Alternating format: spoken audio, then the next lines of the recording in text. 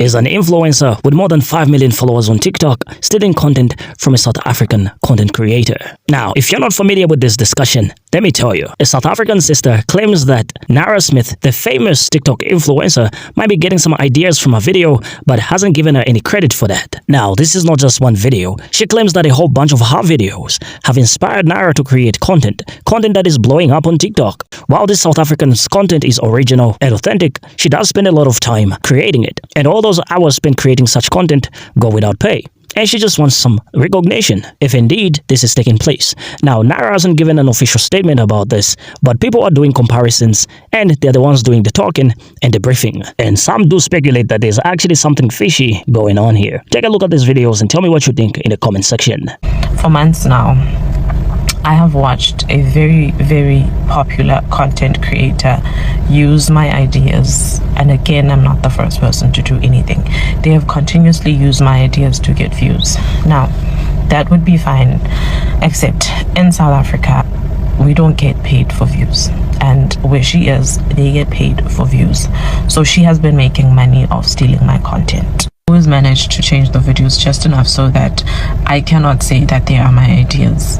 And when I took a break from content creation recently, she then went and moved on to my YouTube and started using ideas from my YouTube. So I have kept quiet for months at a time, just venting to my boyfriend and to my friends, and they've all told me, just let it go, because you are going to be dragged by her mob of followers and you will get cancelled. And so I've kept quiet. And recently I made a boba tea. We all saw it, we all loved it, and I was so very, very, very, very proud of that video. I tweeted about it, I was so excited for it, and then a day later she made a boba video. And you might say it may be a coincidence. That would be fine if it was a coincidence, except it's a coincidence that happens very often. So is it really a coincidence? I am very disheartened. I am very disheartened because she's making thousands of dollars in views, and I am lucky to get a brand collaboration every 3 months. I believe her 1,000%. You know why? Because it's happened to me, and it happened one of the first times a brand sent me something. But nevertheless, this is not about brands. This is about creators stealing from other creators. I hate the influencer versus creator conversation, but I feel like it's necessary in the situation because obviously Nara Smith has influence, but the South African creator is a creative. Being able to mimic something is not being a creator. Being able to slap your logo or slap your whatever it is on something else that didn't come from here, you copied. I really just glitched because stealing sends me. Being able to pull from your personal experiences, your childhood, your day-to-day life, something new that you learned, and being able to package that into something beautiful and bring it to the forefront, there's something contagious about that. People really cannot help themselves. And it's unfortunate because a lot of times, either smaller creators or ones that don't get as much recognition, they end up having burnout because when you are, again, using your brain to come up with concepts, stories, recipes, music, whatever it is that you create, what happens is you see it happening and it's like trying to outrun a cheetah and you're a turtle, right? Because it takes time, it takes care, it takes craft. You could see it in her videos. She's milking the damn goats. 1 minute you see the chicken in the farm, the next minute you see it on her plate. Like, she's really doing that, you know what I mean? It's kind of like, why am I taking the time to create something just for so-and-so to be able to just copy and paste? It sucks. And what they will do, and this is for anybody that's a creative or content creator or whatever, they will do, like she said, take little pieces and be able to manipulate it in a way to where they say, I came up with this original idea. You don't have to be the first to be original. So I really hope that she doesn't take a break. But then again, I understand It just sucks. Don't shoot me. No idea is original. There's nothing new under the sun. It's not what you do, it's how it's done. Food content is a sticky situation because you can't really steal food content because nobody's coming up with original recipes. No idea is original. There's nothing new under the sun. It's not what you do, it's how it's done. I've seen several recipes for shepherd's pie, several recipes for a grilled cheese, several recipes for tomato soup. Does that mean that all these content creators are stealing from each other, or do they get inspiration from one another and then create recipes? That's how I create my own recipe. Am I stealing when I read these books and come up with my own, or am I being influenced? Well, apparently Nara Smith is stealing from another black woman. This is what y'all are saying, but I went through that content creator that y'all keep saying that she stole from, and the only similarities that I'm seeing is that they make things from scratch and that they both speak softly, have like soft girl content. I mean, I don't know, maybe I'm missing something. Let me know in the comment section. But when y'all talk about people stealing food content, I mean, you gotta really be, is she stealing the layout? No, because I looked at this content creator's layout and it's not even the same. Even the way that they do their videos aren't the same. It's just that they're making the same things from scratch. Now, if Nara is getting inspiration from her videos, perhaps being a bigger content creator, she could shout her out.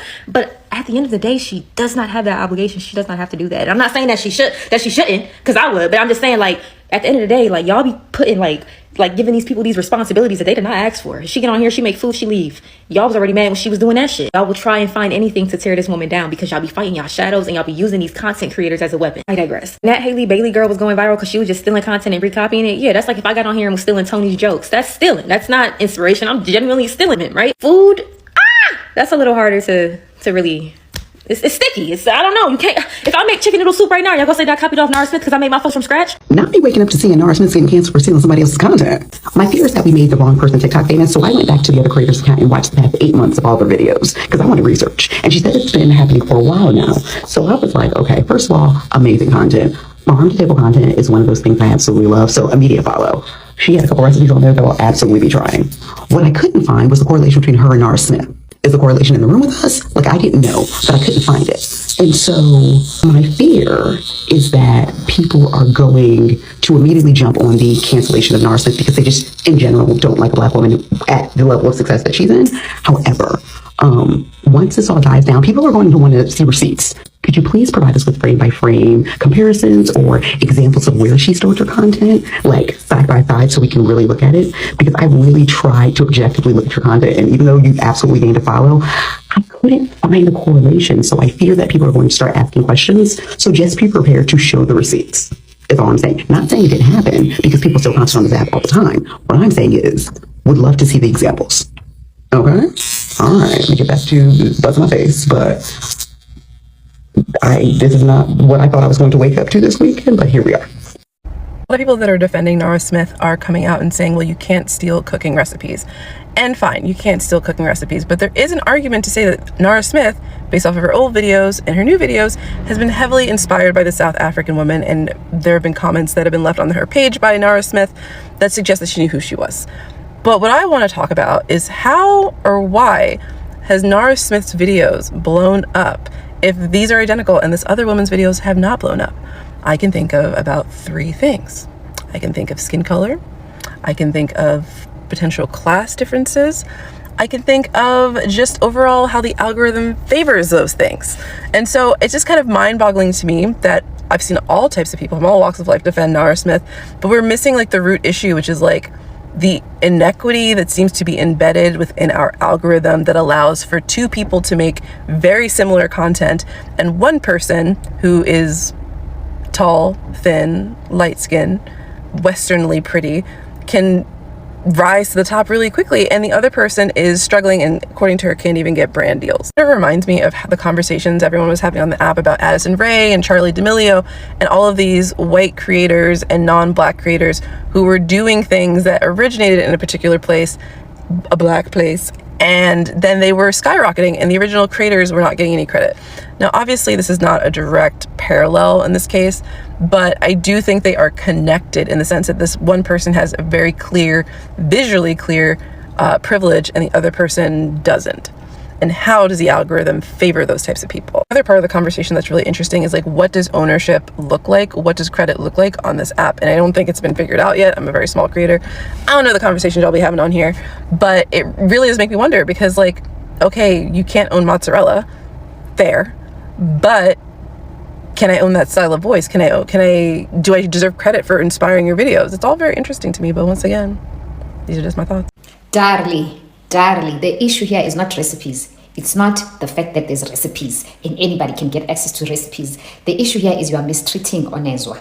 You are mistreating Onezwa because Onezwa is of a darker hue, because Onezwa is from South Africa, as Lalini, she's from the sticks. You are mistreating her because you are thinking that, Nara Smith should get more credibility and credit because of the fact that she's in a foreign country. She's wearing Chanel when she cooks. She has a white husband. She has a tonality when she speaks. She all of the above. And you are mistreating your queen from South Africa that you should be giving credit to because she does do things from scratch, right? Secondly, the problem is that Nara waits for Onezwa to go and post content and then gets ideas from her. She uses the same methodology as well that Onezwa uses, the tonality changing. She has a softer voice now when she speaks, but she didn't do that at the beginning. The problem is that, and I'm going to be talking to you South Africans about this, the problem is you. The problem is that you are colonized in the head. You are always putting things from outside on the pedestal. You're always, looking at color and people who look lighter than you, as though they are bigger than you, they are better than you. You do this all the time. You do this. Beyonce has been stealing here in South Africa, dance moves. You've never called her out. You've never called her out because why? She's light-skinned and she's got mfum hair. You've never called her out and you will never, You are always hopping on Americans' shalongs when they are here and you are treating them, they are in your own country, but you treat them like they are bigger and they are better than you. You don't do this to Africans. You don't treat Africans the same way you treat Americans when they come to South Africa. But you will treat Americans and ride on their shalongs as though, and you fetishize them. It's your impoverished and your mindset that is colonized, decolonized the mindset. That's the problem that I have with the SA people, because now you've been bullying Umntana Bantu because she is says Lalini. Some people are like, there's no similarity here. The other one is milking goats in the sticks, and the other one is in America. They're not even giving her a name. There was somebody who said that girl. Onezwa, like when I actually first saw Onezwa's content before I actually saw Nara's content, and I was just blown away. I was like, this girl's just methodology, like even the way she thinks in terms of food, the philosophy that she has in terms of food, I was blown away. But you will never give her that credit, Masata. You will never, why? Because she doesn't fit. Le look and feel le enifunayo. She does not fit that. She is not the standard. She's not the standard that you want to promote. I'm not gonna side with anybody because these are both sisters that put in a whole lot of hours of work in their videos, right? But when you go to Nora's previous videos, you will notice a shift in tonality, right? Her recent videos, the ones that I recently watched, they have this sort of Billie Eilish voice attached to it. The same way as this South African sister does her voiceovers. Now, I'm not saying anything, but that's just a fact. Regardless of what you might be thinking right now, never dismiss facts in an argument or a debate. This sort of reminds me of the time when Drake was being called out for appropriating or copying upcoming artists' songs and covers. And I know a lot of you must have come across a lot of big artists out there that could have taken out somebody's song. Like, remember that time when XXXTentacion did a certain song and a particular artist got that beat and made his own song from there, but never gave credit back to X. And that's one of the reasons as to why some people regarded X as a nuisance. Now, if you don't believe that somebody can get something that was created by somebody else and just popularize it, take for example the moonwalk. It wasn't invented by Michael Jackson. It was just famously associated with Michael Jackson.